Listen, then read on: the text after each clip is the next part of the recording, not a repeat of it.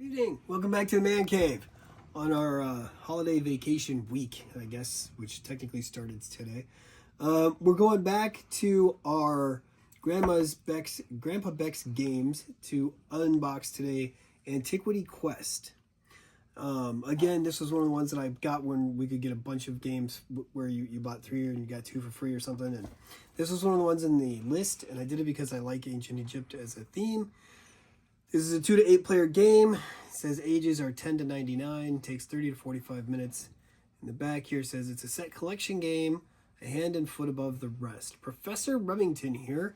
I need your help gathering artifacts for the museum. Earn points by building the most valuable collections. Play to your opponent's collections and foil their plans. Choose when to play and when to hold for the greatest reward. And a word of caution. Notorious thief Tess Winter may attempt to capture those artifacts for herself, but I'll stop by to lend a hand when I can. Now off you go, get digging. So the contents here, looks like 150 cards. Numbered antiquities is 150, wild is 18, treasure cards 33, Nigel cards are 4, the test cards are 4, player aids are 6, and a score pad.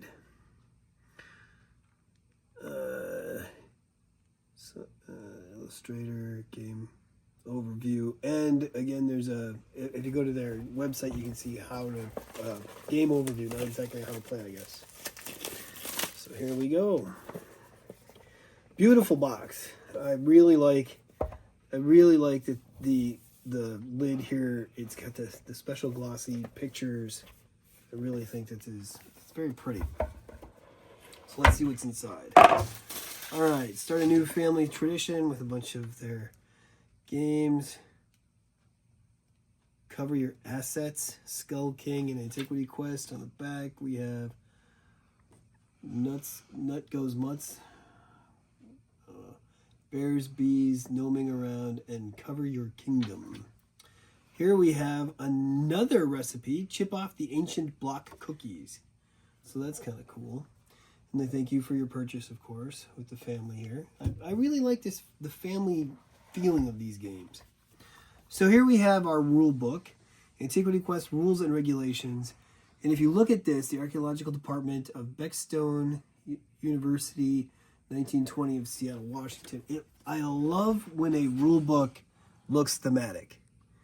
You know, I mean, that's a great way to start your game off, is if you've got a theme to your rule book. I'm going to open it up now.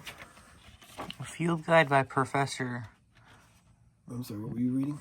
A field guide by Professor Nigel Remington. Yeah, that's the guy who's writing to us on the box, and there's Nigel cards in here for him to help us out, too. And he's right there.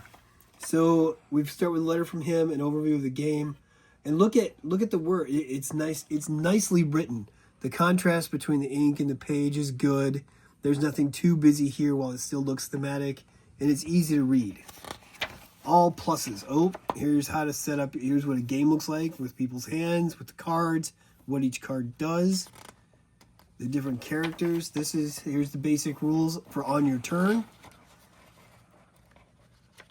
Phase 1, draw. Phase 2, play. And all the rules for Phase 3 is discard. So that's nice and easy. Then you've even got special notes at the bottom of the page to give you reminders.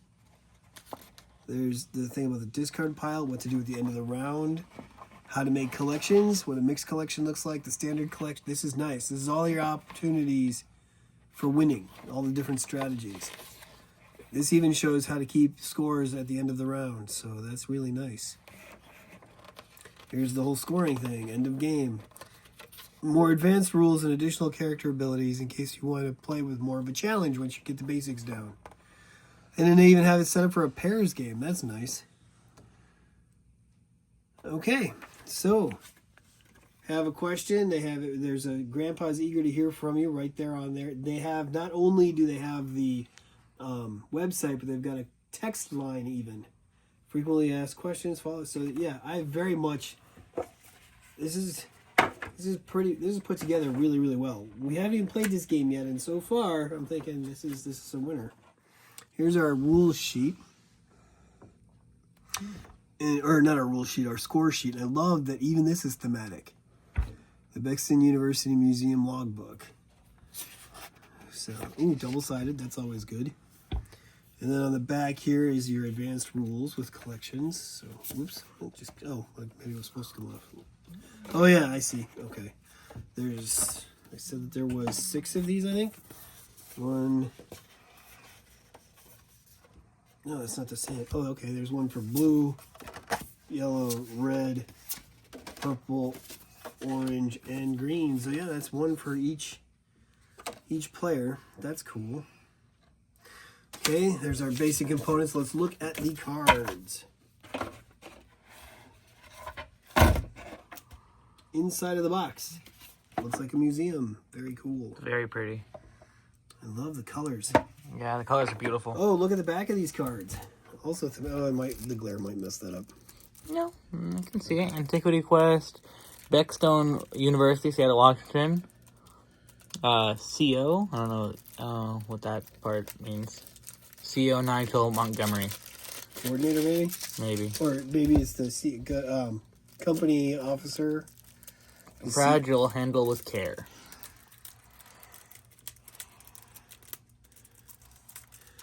I gotta say, these cards open a lot easier than the last one we opened up. Little centerpiece is what I'm using this time. Oh, well, maybe I spoke too soon, because that first one opened really good, and this one's not. There we go.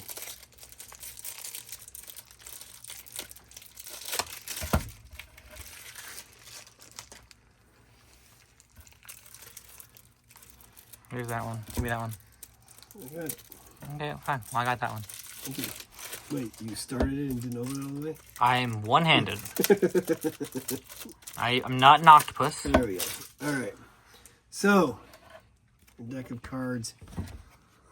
Ooh, there's the treasure card. That looks cool.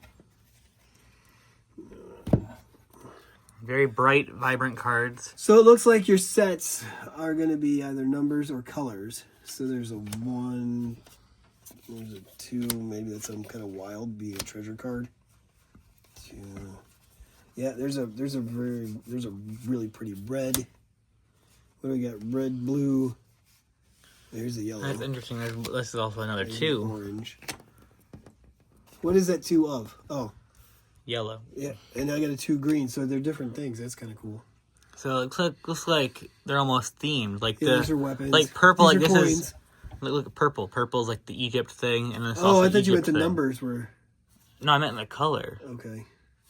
Because look at that. There's 2 5s. They both look like some sort of jewelry. Yeah, but this 2 is a knife. This 2 is armor. Weapons. But this is 2. Okay. Here's one of those people cards. That must be that thief we were hearing about. That's a W, so it's also by alphabet. Maybe W is wild. Oh, okay. Oh, that makes sense because it's just everything. So 5s. I'm interesting.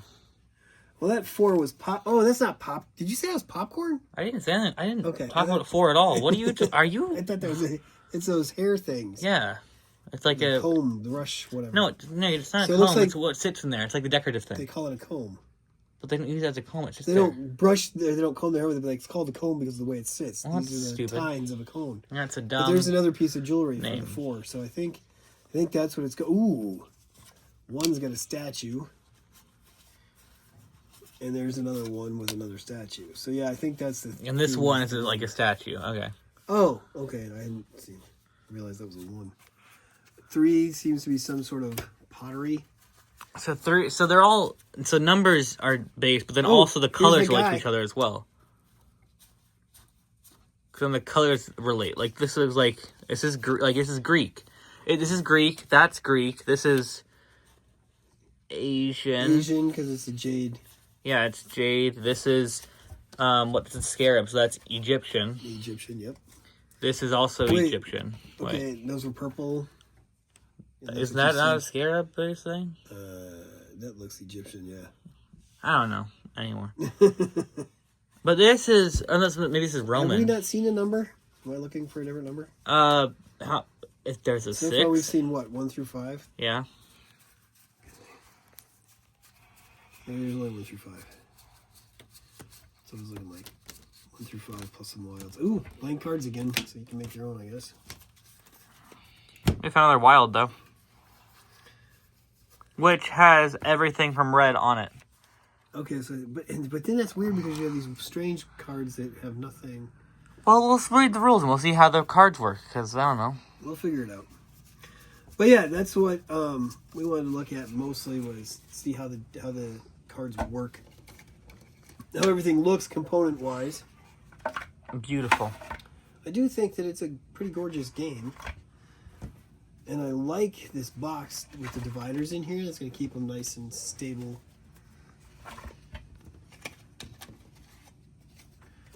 Wait, don't mix that together. Don't mix that together. This is, because those are all those cards. I think the decks are fairly random. Wait, are these other stuff under it? Oh, okay. Never mind. Most of these came off of one deck, so.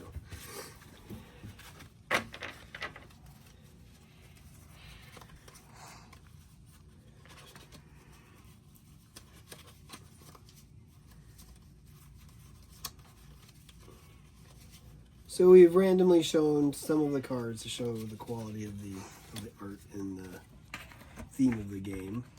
Let's look up and see if we can find real quick what that, how the basic game works. Overview. Your goal in Antiquity Quest is to earn the most points at the end of the game. Well, that makes sense. You do this by having the most prestigious collections of antiquities and treasures. You can choose to play a single round, which is 20 to 30 minutes, or 3 rounds to get to the 60-90 minutes. During each round, you'll attempt to use your entire hand and cash by taking turns drawing, playing, and discarding cards as you work on creating your collections and sabotaging the collections that belong to other players. To earn points, you'll be building collections of antiquities and treasures. The 6 suits of antiquity cards represent ancient civilizations. Treasures are a different suit and rarer. The more challenging a collection, the more it's worth. Round ends once a player has completed at least 5 collections and has no cards left in their hand or cash. The score at the end of each round is a combination of your collections, bonus points, played cards, and lastly, negative points for cards left in your hand at the end of the round. The player with the highest score wins the game. Standard rules for 2 to 6 players, or you may play in pairs with 6 to 8 players. For playing in pairs, read the standard rules and then see page 18 to see how to change it. Okay, so, and there's a how to play video on www.gbexx.com/aq-vid. Okay, look up the different collections, what they are. Antiquities and treasures are... Blue is Greek. Oh, that's orange, so that's what they did. Well, no, does it say what each one is? It says, you read before. Key terms, antiquities, treasures, collections. You read before that each different color and collection is a different civilization. No, I didn't. Yes, you did. Let me see this.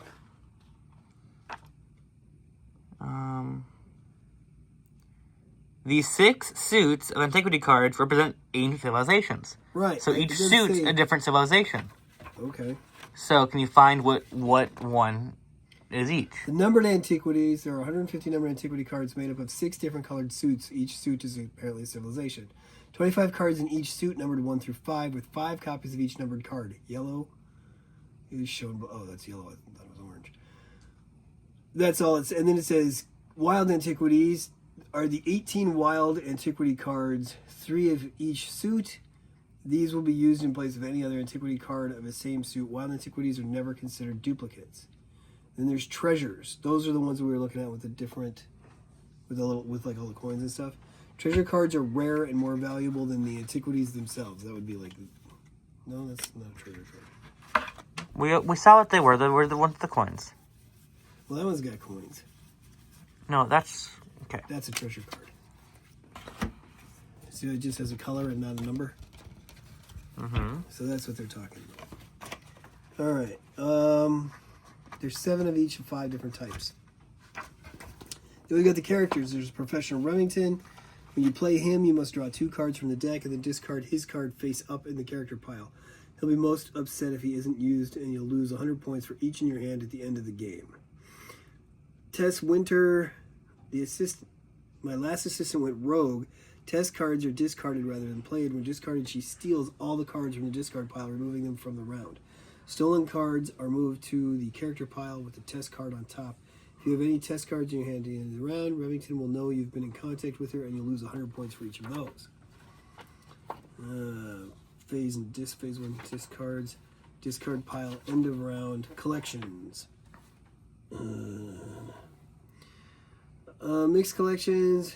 Mixed set of 5 or more cards, including antiquities of the same suit and treasures. Antiquity cards are mixed collection that must all be the same suit. Additional cards may be added to mixed collections after completion. They're the only kind of collection that can exceed 5 cards. Any mixture of antiquity and treasure card is a mixed collection. Standard collections, set of 5 cards of only antiques of the same suit or only treasures. So in mixed collections, duplicates are allowed. Standard antiquity is 500 points, set of 5 antiquity cards of the same suit. So that'd be 1 through... Nope, that'd be all 5 the same color. Okay. Standard treasure is set of 5 treasure cards. Perfect collections, complete set of 5 unique antiquities. So it'd be cards 1 through 5. It's 1,000 points. Or 1,500 points if you get all 5 of the all 5 colors of treasure card. That's kind of cool. So collection, adding to your collection. So it doesn't actually say which color is which civilization. It just says that each color is a different civilization. And it's got scoring. Oh, what's this? Civilization bonus. On each player aid has a different symbol in the corner of the side for basic rules. These unique symbols represent the 6 different civilizations. Before starting a round, each place the player aids with the basic rule side down. Each player selects a player aid and peeks under the corner to see which civilization they've been assigned. Place an extra player aids back in the box without viewing them.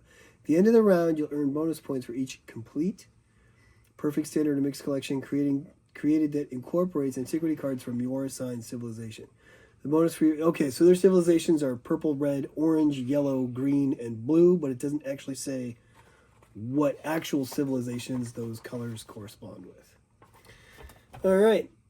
Anyway, the game sounds fairly interesting. It doesn't sound too complicated to learn how to play, and it could be a lot of fun. So hopefully sometime before the new year, or quite possibly once it starts, we'll be able to get a game or 2 of this in, and then we'll be able to show one on...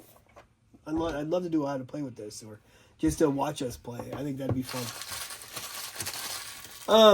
Well, let's see. Until that time, I think we're going to say, okay, you guys have a good evening. Have a good night from here at the Man Cave. And until we see you again, may all your rolls be crits.